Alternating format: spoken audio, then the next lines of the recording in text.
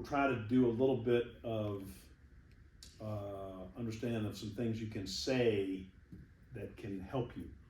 Why do agents not like the word script? Just makes you feel robotic. Okay, good. Requires practice. Well, it requires effort, which means most agents are out. Okay. Okay. But Zoe said it sounds robotic. So when you think of a script in a sales capacity, you think of somebody, your phone rings, you don't recognize the number, you pick it up, there's a long delay, and then somebody, gives you this robotic sales pitch that you don't like. And you don't want to be that person, so therefore you're not going to do the script, and so off you go, right? And then on top of that, you don't want to spend the time to get to learn the script, so you're just out on scripts. So Brian Buffini came up with something just like revolutionary. He doesn't have scripts. He has dialogues, right? Yeah. So dialogue, totally different thing, right? Dialogue just sounds like we're just talking. Right. Yeah, so I don't care what you call it, and I don't care if you don't ever do it. I care that you learn how to say something that sounds intelligent that might get you where you want to go. So in real estate, what do you think, what the dialogues or the scripts, what is the intent if we use them? Where are you trying to get? What should the conclusion be, the result? You should know the answer to this. So if I'm saying something in real estate, if I'm trying to be a real estate agent, and I say something to someone, what am I trying to do? It's a response. Get them to agree with what you're saying. Well, all that's true. Where are we trying to go? To close. For what? Whatever end result you're going for. What is that in the world we're in today? Like if I'm if I'm in the real estate business, what are we trying to do? List or buy. Pretty much so. We're trying to get the client to Transact.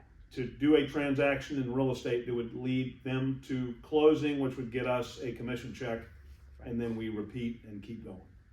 That's the deal. So if you learn to say stuff that helps you get that, then that's good. Do we agree on that? Mm-hmm. So do you have a shtick that you use when you're trying to get clients?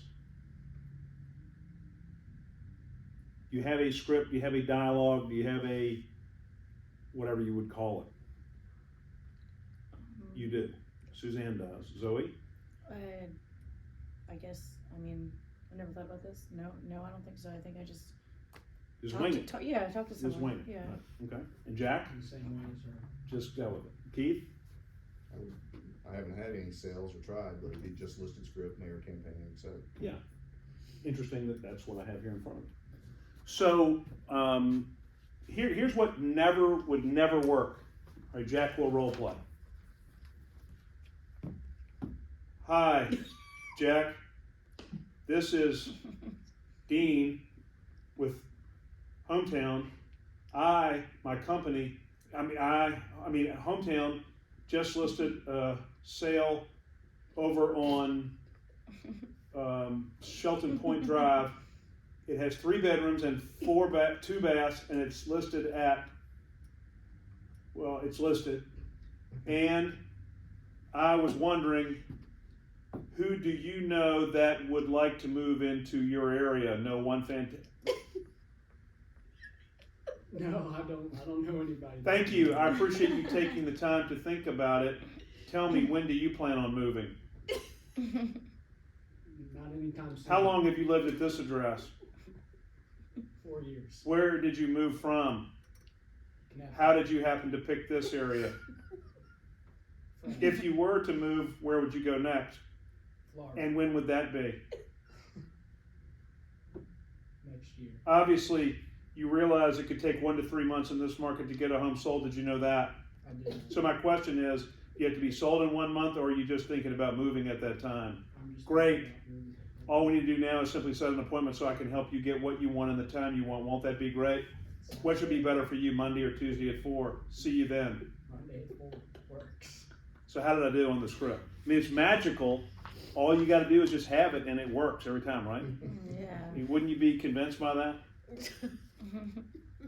So that's the script, correct? Correct. Have anybody ever heard that one before? Mhm. Okay, so let's do it again. Hey Jack, this is Deane with Hometown. My company just listed a home for sale over on Primrose Lane. It has 3 bedrooms, 2 baths. It's listed at $299,950. $950. And I was wondering, who do you know that might like to move into our area? I might have a friend from college that's looking to move in the area.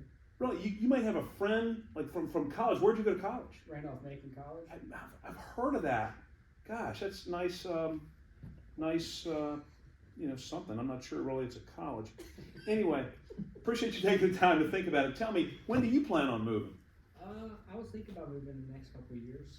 So the next couple of years, maybe thinking about doing something different. That's great. How long have you lived at this address? 4 years. Wow, lived here for 4 years. Where'd you move from? I moved from in the city of Richmond.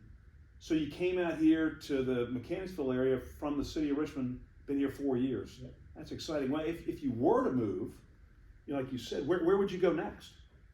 Probably somewhere in Glen Allen or Ashland. Maybe. So Glen Allen, huh? Oh, that's pretty cool. And when would that be? Next couple of years. So the next couple of years. So obviously you realize it could take, in this market, anywhere between, I don't know, 2 to 6 months to get a home sold. Did you know that? I did not know that. Yeah, so my question is, do you really want to get moving in that time frame, or do you just want to maybe be thinking about it, in the next 6 months? I could think about getting it moving in sooner rather than later. Yeah, so it would be great if we could start getting you to Glen Allen sooner than later, right? Right. So really all we need to do now is just simply set an appointment so I can help you get what you want in the time you want. Won't that be great? I think that sounds good. Excellent. So which would be better for you, Monday or maybe Tuesday at 4? I think Monday at 4 works best. All right, see you then. Is there a difference to what just happened? A huge. Excuse me, what is the difference? When you're Conversational. confident and not clumsy. And conversational. It was a total conversation. It wasn't a script. But it was the script. Well, It it was was a like you tried to, dialogue. yeah. Oh, it was a Very dialogue. good dialogue. It was I changed the conversation. name of it. I wrote dialogue. So is it magic? What's the difference? Or what are the differences? Delivery and tone. Okay. Confidence. Confidence. Sure. Knowledge. All that's true. Same words, totally different scenario. Is the script or the dialogue or the whatever it is it gonna work every time? Absolutely not. Okay, so here we've talked about ego before. How does ego impact script or dialogue? How does your ego impact that? You might think that you don't need that. Bingo. I'm better than this. Okay? Doubtful, but could be. Could be. What else about your ego impacts that?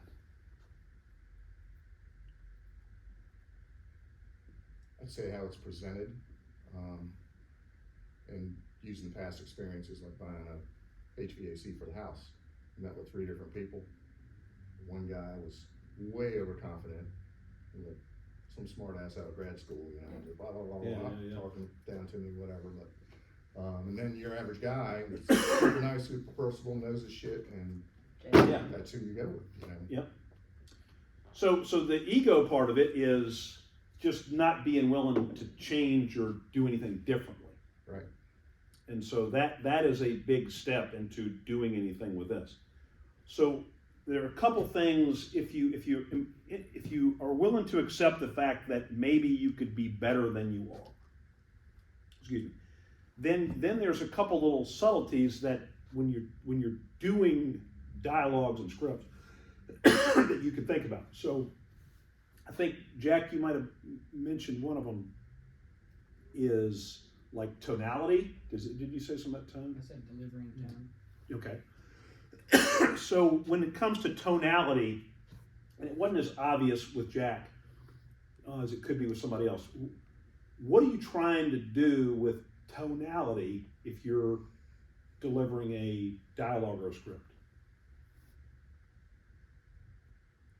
It's called mirroring and matching. Mirroring and matching. What do you think that means? Matching the energy of the person you talk to. Yeah, energy's part of it. Tone is part of it. Rate of speech is part of it. So think about this. So you want, somebody said before, you want that person to sort of like you when you're talking this kind of thing. So if I interviewed the majority of your friends, it's not true every single time, but the people that you hang around with, your family members, would they tend to have similar rates of speech? Probably. Not in every case, in most cases. And certainly, you're more comfortable with what you use than what is foreign to you. So for instance, like here in the South, somebody, hey, what the heck, Keith, you want the HVAC thing or what, man? It's a freaking HVAC. That's right. We're gonna get it done. Yeah. Bada boom, bada bang. New Jersey. How do you feel about that? You're out. Yeah, it doesn't work. Yeah. It just, I'm trying to get over the moat, right? It's like the castle, like the fortification. I got to get into the friendly side. I wanted to put the drawbridge or whatever thing down so I can come on across. Mm-hmm. But if the tonality is wrong, if the rate of speech is wrong, if whatever else is wrong, then they're putting their guard up right away. It's going to be much more difficult to get there. Does that make sense? Yes. So that's part of it. Mirroring and matching. And it comes to, if somebody talks a little slower, you don't want to make it obvious. Like if they have like a speech impediment or something, you don't want to mimic that. You understand? Yeah. But if they're talking pretty fast, you might want to pick it up a little bit. And if they're talking a little bit slower, you want to slow it down. If they're pretty loud, then you want to maybe be a little bit more loud. If they're pretty quiet, then you might not want to whisper quite like this. But you don't want to be the opposite of what they are. So some people try to just make it, they try to force themselves on the other people. Right. And that, again, the drawbridge doesn't come down. They release the alligators in the moat so that they eat you. Okay? Yeah. There's something called pacing and leading. And what is that? Staying on track, it would be. Good guess. Not exactly what I was looking for. So let's say you had someone, is some energy good in a conversation? Yes. Yeah, because if there's energy, there can be some emotion, and we want it to be positive emotion and some positive energy. But if you start out the conversation and it's very low energy, what you can do is gradually, throughout the conversation, try to pick up the pace and get a little bit more excited and start smiling a little bit more and lead them to a better place, right? That doesn't always work. That's another technique that we can use behind the words to try to get them to where they're going. So we haven't even talked about the words. We're just talking about techniques. So you could be this script or any script, and if you mirror and match, if you pace and lead, would you think that would be more of greater benefit to you? Okay, good. There's two things. The other thing is called, I'll see if you picked it up. So in the first example, when I asked a question and Jack responded, what did I do? Interrupted. You jumped in before you finished. Correct. So I was not listening. When you have a conversation with a trusted friend, do they tend to listen? I mean, a quality conversation involves communicating and listening. The average telemarketer, are they big on listening? No, they're going to feed you the script. Okay. how do you know that I listen? How can I assure you that I'm listening? You ask questions and you confirm what I said. I hear you. Yeah, you can use, well, I use repeat and affirm. And that does confirm that I'm listening. So repeating and affirming. An example would be, he says he wants to move to Glen Allen. Oh man, move to Glen Allen. That's exciting. You know, I'm excited about it, and I repeated it right back to you, so I heard it. Now, you have to be careful that you don't just do the same thing every time. Like, move to Glen Allen, exciting. Lived here for 2 years. 2 years, exciting. You know, if you use the same confirmation word, or what, I don't know what it's called, affirmation word, then you have to have, you know, good for you, exciting, that's awesome, party down, get with it, whatever, you know. You want to use different words to still show that you're into it, if you should be. Now again, yeah, well, I moved here because my whole family was killed in a train wreck. Train wreck, that's exciting. You have to be appropriate. Again, you have to listen. So why, I mean, as simple as it is, if an idiot like me can learn to do this pretty effectively, why doesn't every telemarketer get this? Why doesn't everybody, why can't they do it? They're probably told, this is the script, this is what you gotta say, and they're like robots. That's what they spit out every day, every customer. In a lot of ways, that is the case. Have you ever seen a movie where there's a cameo by somebody that's not an actor or actress in the movie? Have you ever seen that? Give me an example. Like, let's say there's a movie and everybody in the movie is a real professional actor or actress. Okay. And then they stick in like a sports figure. And they try to get in the thing. Yeah. I mean, what's the difference? It's huge. Can you pick them out every time? Right. In most cases. In most cases you can. Why? Because they haven't practiced and they're not trained. They don't have any idea what they're doing. I mean, they don't get the whole program. They don't understand acting. Now, it would be the same thing if you put the actor or actress on the football field with, you know, they stick out like a sore thumb. That's just not what they do. It's like watching an Elvis movie. Yeah, right. Yeah, when they try to, there's a movie, this is an older movie called Something About Mary. And Brett Favre makes a cameo, and I mean, he's stiff, and he's like a pretty laid back dude, but he just, that's just not his game, and so he just stands out, sticks out like a sore thumb. So the key to being able to listen, which makes people feel comfortable. If you're listening and you're saying the right things, you've got to repeat and affirm.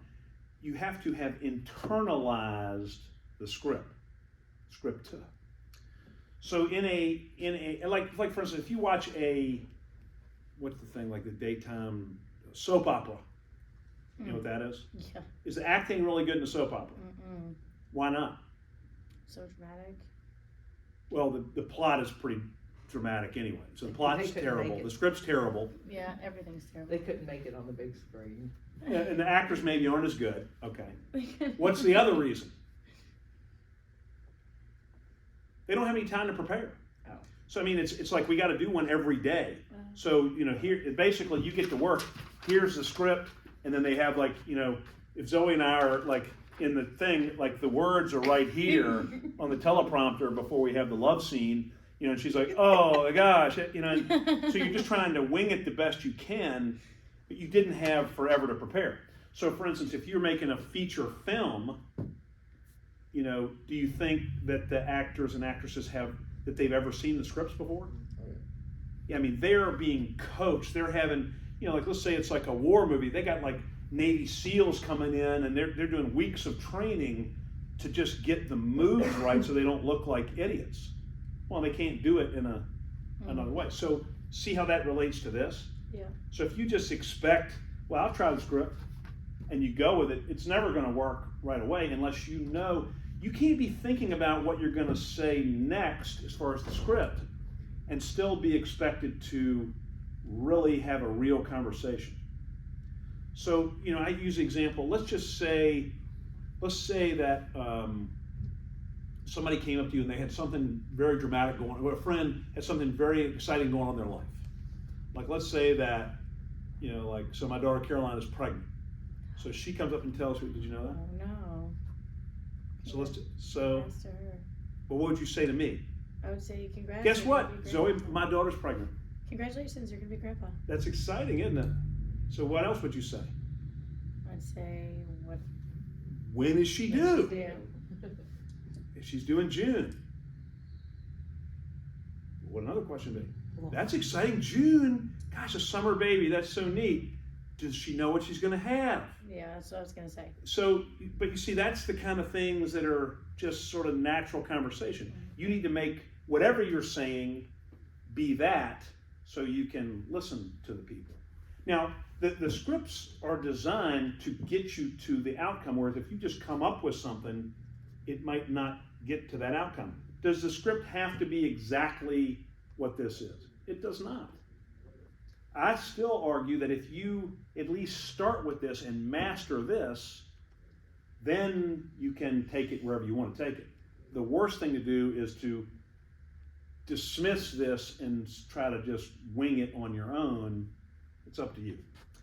So you have to internalize it. So as I'm going through it, I'm not thinking about what the next question is. I'm thinking about affirmation. I'm thinking about, really trying to clarify some things and trying to just build the rapport that's really the most important part anyway. Right. I mean, either Jack's moving or he's not moving, right? Maybe there's a little bit of gray area. I can ask for referrals, whatever, but I need to build the rapport along the way, which I can't do if I have not internalized the script. So that's a long-winded explanation of how that needs to be delivered. Do you understand that? So repeating and affirming. What else? Pacing. Pacing and leading. Okay. So then Mirroring and matching. mirroring and matching, Tonality. and then rate of speech, pitch even. So if you're doing this over the phone, what's the problem? What's the problem on the phone versus live? I'll see. You can't match the energy as well. It's hard. So I don't know if like modern phones, I think the sound is a little better. Yeah. But even today, like with the iPhone Infinity or whatever you might have, or Samsung Super Duper, is the sound on a phone call as good as like listening to it on your stereo speakers? No. No. It somehow the bandwidth is not complete. Like it just doesn't sound as good. Like if you listen to yourself on your voicemail message, does it sound like you? No. So when you talk to people on the phone, do you think it sounds as good as you think you sound? No. Is there something wrong with your voicemail, or is that really you? Probably. That's really you. It's just how it's delivered over the phone. So knowing that, you've got to do something different when you're on the phone, which would be what?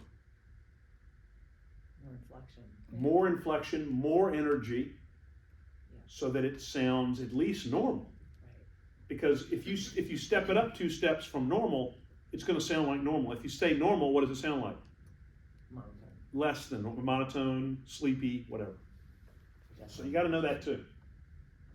So one of the things that when I was learning how to do all this stuff, they talked about gesticulations. Do you know what gesticulations are? No. So do you know any Italian people? Yes.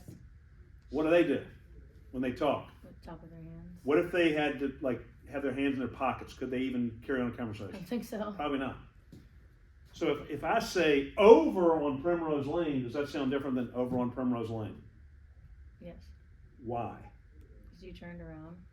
And what did that do to the Voice tonality and the inflection? Changes it. Changed it. Changes it. Makes it more realistic. Even if you close your eyes, if I said over on Primrose Lane, you're sort of thinking, oh, I can see that. I'm following that. Mhm. So there's little things that can happen in here as well. One is when you're using scripts or when you're just talking to people. What about let's say I end on a high note. Let's say I go, when do you plan on moving? When do you plan on moving? What's the difference there? Sounds like the first one sounds like you're wondering if you should even be asking that question. How about this? Let's say you had some kind of terminal disease and you go to the doctor. I'm ready to help you. I think we can beat this stuff, maybe. There's no Do you feel really good about using me? I know your life depends on it.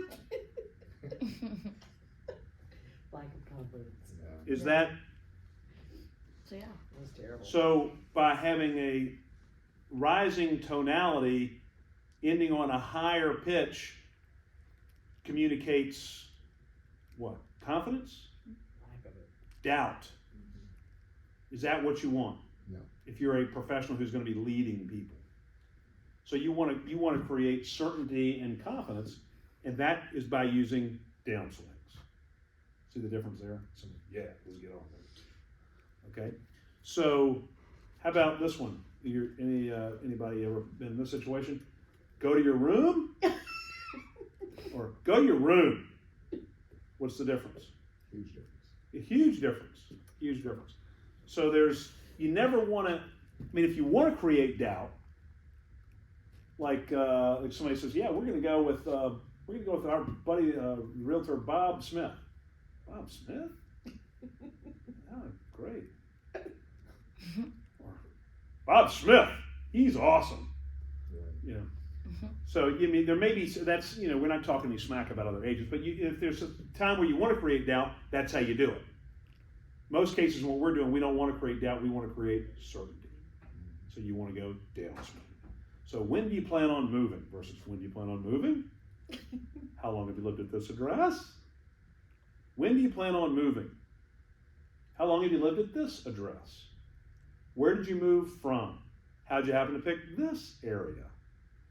See the difference in that? So there's a lot to it that I was doing with Jack to make it sound like it's more conversational and real. So why is this? When could you use this script? Let's forget the intro part. So here, just you pass those out and look at questions 1 through, I guess the last question is 10. When could you use questions 1 through 10? I'm sure Jack does.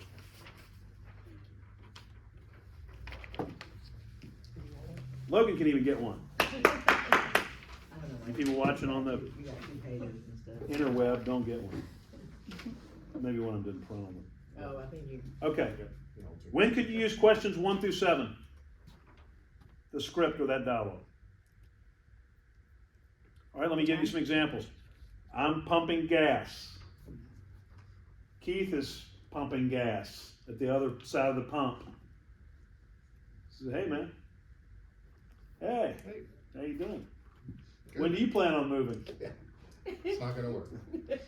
Why wouldn't it work? I'm just pumping gas. I don't know who you are. Okay, perfect. I know what won't work.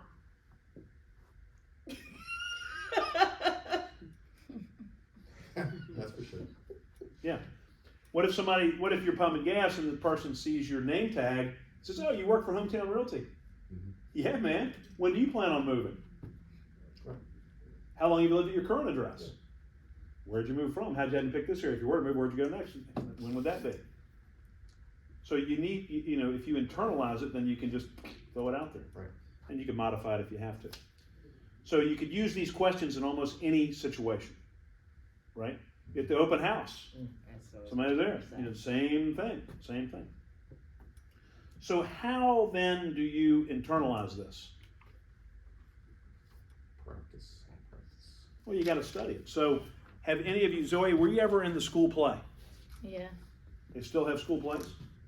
Do they still have? Mm-hmm. What kind of roles were you in school? Get this. I was in school play one time. I was wind number 2. Wow. Watch this. I still remember what I did.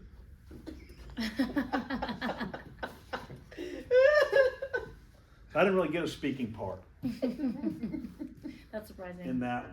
That's shocking. I was also the Mikado in the Mikado. You heard of that one? No. Look it up. It's a big one. Okay, so you were in school play. What was your role? I was one of the orphans in Annie, Ah, how about that? Did you have a speaking part? a very small one. Very small. How about who was Annie? The main character. Gotcha. Like, what do you But- mean? Who played Annie? Oh, I don't remember. Somebody played Annie. Yeah. Right? And Annie has lots of lines. Mm-hmm. So what did Annie do? Just like, I'm ready. No, she practiced. You had to practice it, right? Well, probably a lot. Yep. Any of y'all in school play? Keith, ever in school play? No, we didn't have boys. They were- Jack in school play? No, Win number 4? never in school play. Suzanne in the school play? Not a chance. Logan. I think so, yeah. Yeah, making me feel bad. So you know that Logan like does sort of like professional wrestling stuff. Did you know that? Mhm. Is that still true? Yeah. Okay. So, and I'm not sure to what level that is.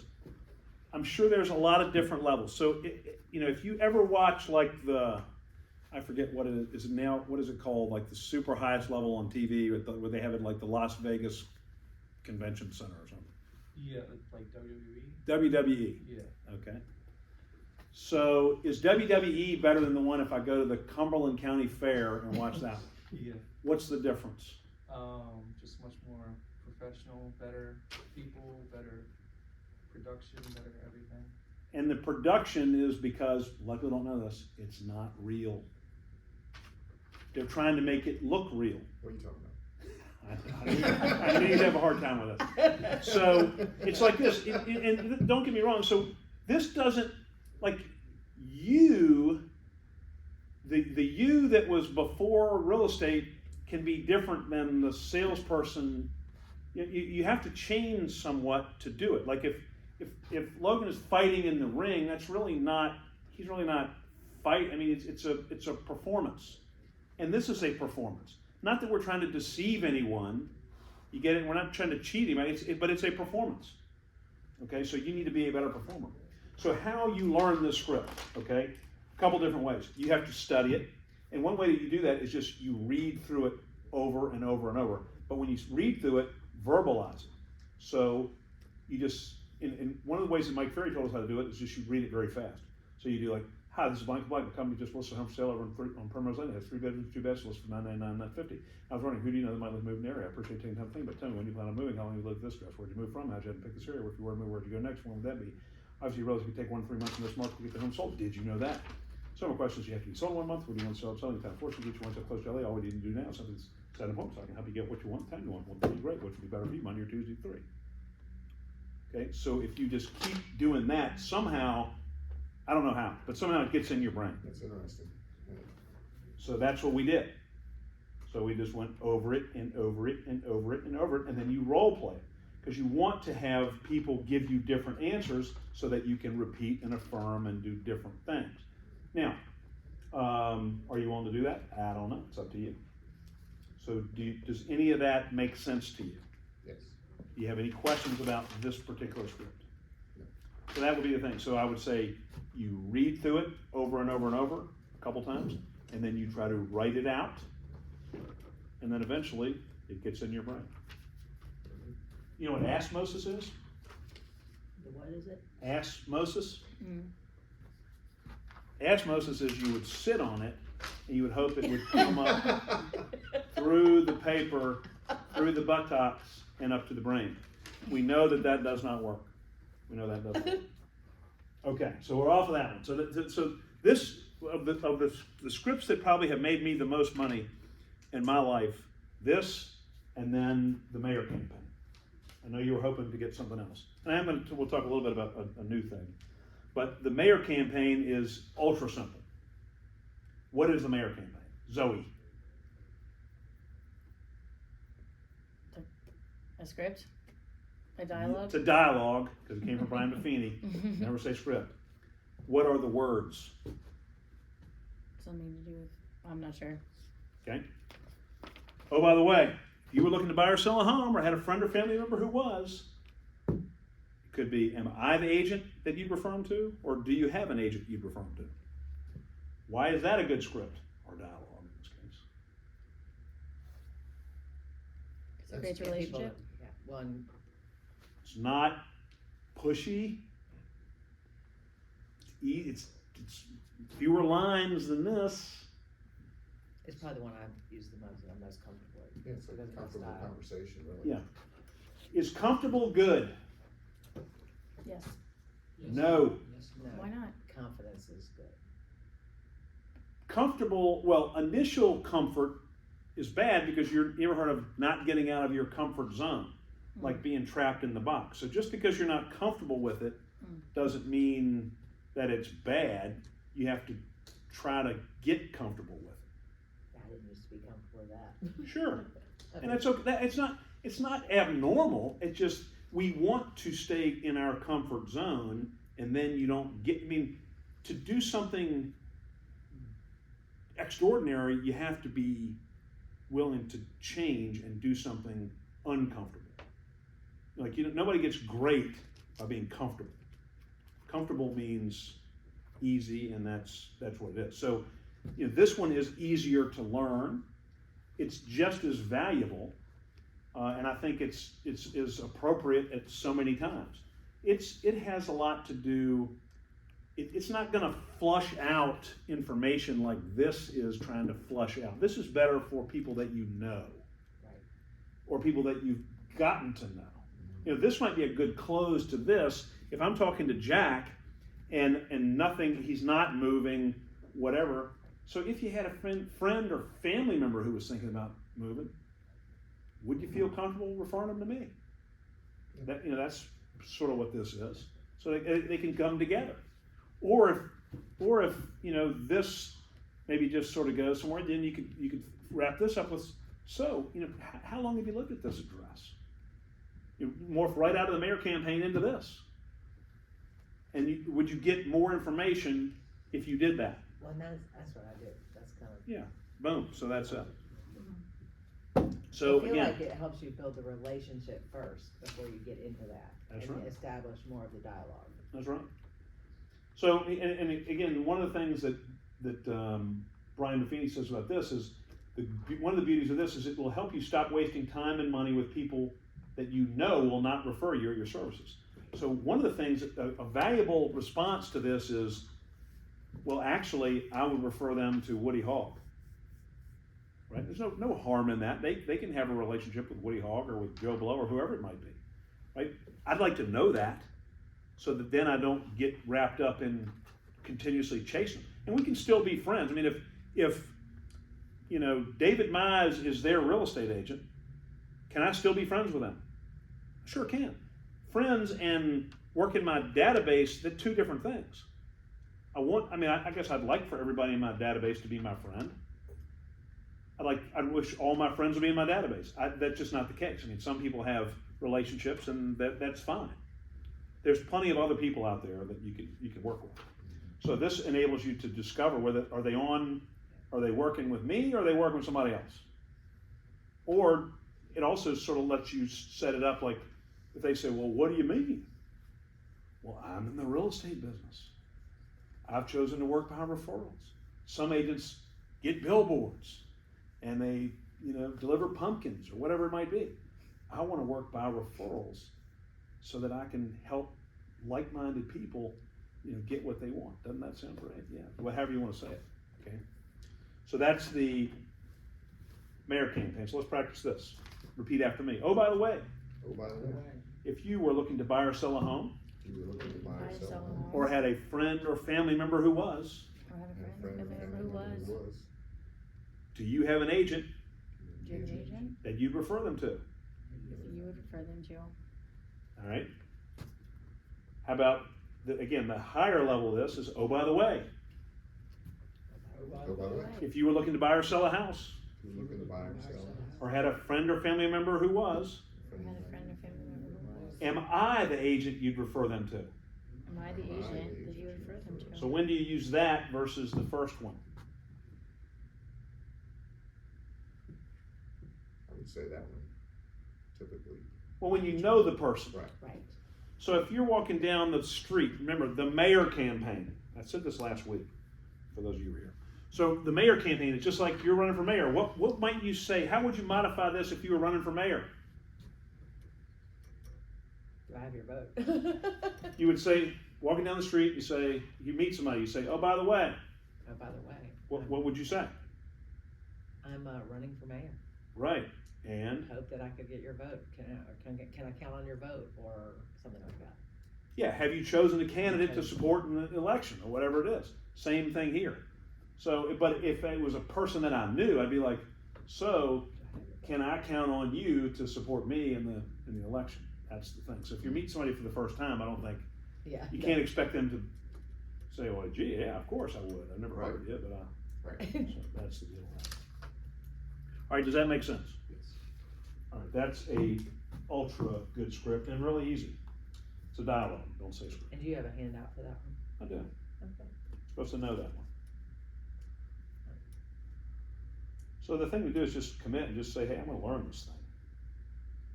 And then here's another thing. So if you really wanna shove it in my face, learn these, internalize these scripts and use them 10 or 15 times a day.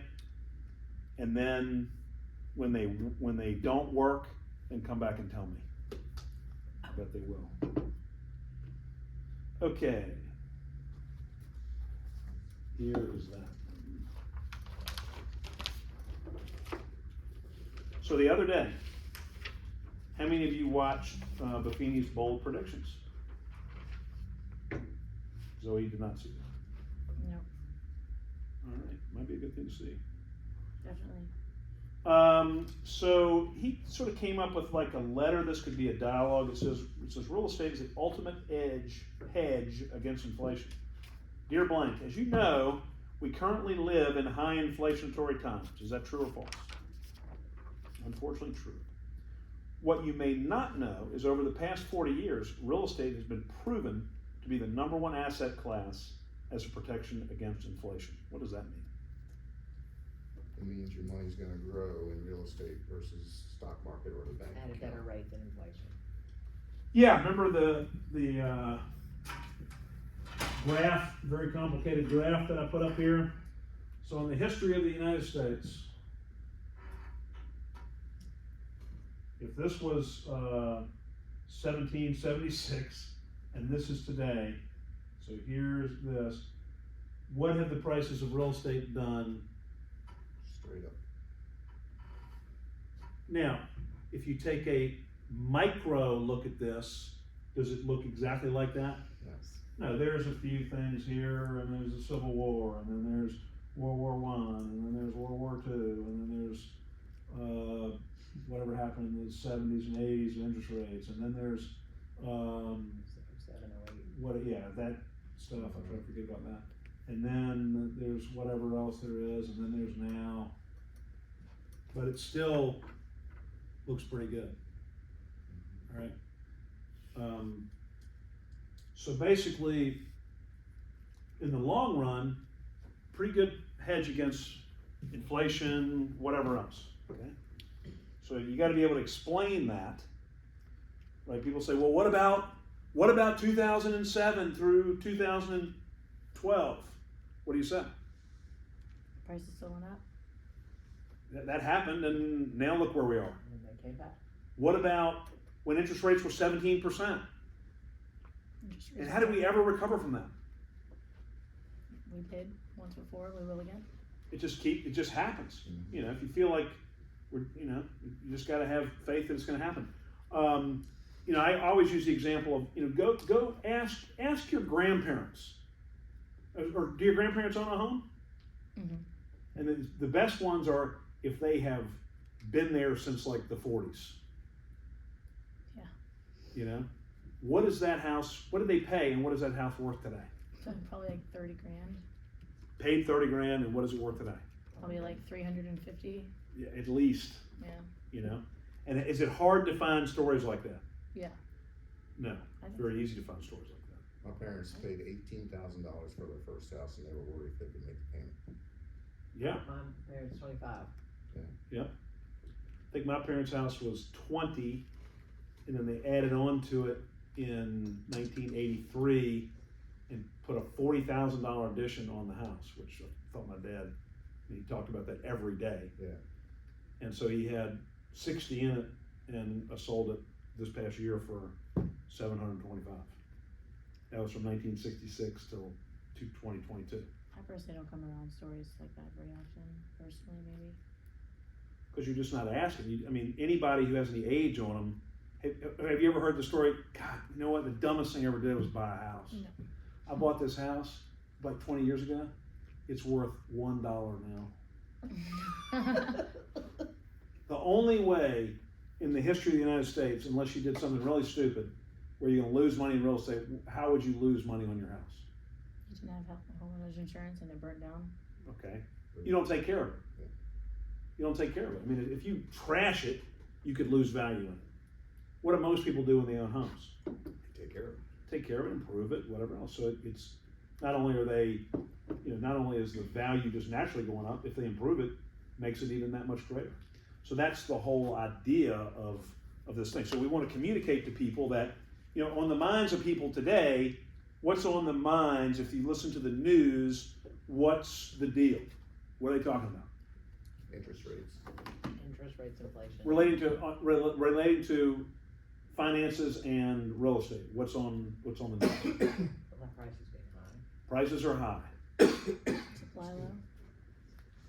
Supply low. Supply's low. This morning I heard you buy a house this month, you're on a $300,000 home, your payment's $500 more a month than it was last year.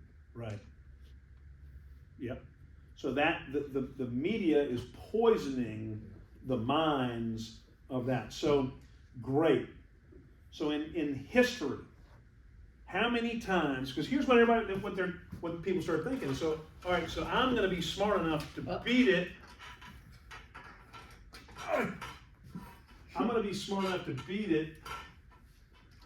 So I'm going to know exactly when to buy. In the 3 times in 200 years, the window was perfect, right? So what I say is, what if you would have bought here at it looks like the peak? I mean, another question to ask Grandma and Grandpa is, when you bought the house, did you think you were getting a great deal? Nope. They thought they'd never be able to pay for the damn thing. And now they laugh about it, right? So that's the thing. So when you hear that kind of, it's $500 a month more than it was then, how much equity are you building by staying in a rental situation? Exactly. The answer to that would be 0. 0. Okay. So again, buying real estate seems to be, if history means anything, it seemed to be one of the best ways to hedge inflation, and a great investment. So hold on, it goes on to say, you may know me as someone who helps people, with residential real estate needs. Okay, and I would stress that, and I do that all the time. I would also like to consider resource if you're thinking about, buying maybe investment properties, multifamily. I can help you with that too. So if your friends, colleagues would like to grow your assets during these inflationary times, feel free to give me a call. I'll be happy to take care of you and your referrals. So that's just another business avenue that you could work with. The funny thing is, and you've heard me tell the story about when Mike convinced me to buy the first 4 rental properties that I did. I mean, I went into that kicking and screaming. I thought we were getting ripped off. I thought it was stupid. The rates were too high. Everything was wrong. And it was the best thing I ever did. Yeah, it's very difficult to convince people to do that, but if you can find somebody who has some assets and wants to do it, it's a great additional, a sub resource for your business and your income. I should have listened to you 20 years ago. You should have. Because didn't I tell you that back in the day? You did. Dummy. But you ain't the only one. Nobody listened to me. I was kicking and screaming like you were. I was the only one that listened to me. And I guess ultimately that's the best person. Right? So that's another little dialogue, and you might want to work on your own dialogue for that, because it's difficult to explain that. And everybody wants to believe all this stuff. You just have to be like, well, that may be the case. That's just reality. Right. Like the stock market. Does the stock market go up and down? Every day. But what has the stock market done over time? basically the same as that. You know, so if you're sitting here in the market, I don't know what it is today, say it's the Dow Jones is 34,000 and something. If you say, well, gosh, I'm going to wait till it goes way down. Maybe it does, maybe it doesn't. Yeah, even the experts can't time it. No. The whole key is getting in. Yeah. You got to be in the game. If you're in the game, then you're in. And the beautiful thing with investment property is let's just say that it doesn't go up a dime. Okay, and let's say you buy an investment property and you keep it for 20 years. All right, you really think the value over 20 years is going to go down? No. It's not. It's probably going to at least keep up with inflation, right? What's the difference in buying that in investment property versus buying something else? It's an asset. What's the difference in that kind of asset? Someone else is paying for it. Correct. Yeah. So you may buy it, yet it's generating either income, or the revenue can be either income to you, or it can go towards the buying of it. So you're leveraging your money. If you take a loan, you're only gonna take a certain percentage of that, and who's paying the payment? The renter. So, even if the value doesn't go up at all, and let's say it's a $300,000 house, and you only put $50,000 down, they pay $250,000. That you could, in essence, say it went up by $250,000 because you didn't pay it. Right. So there you go. All right. Any questions about some things to say and how to say them? Did I convince you to become a script head? Yes. Dialogue. That you like dialogue? Okay. Excellent. Okay. Good. Yes. So that's it. See ya. You need the. Cut. Yep. All right. Thank you, guys.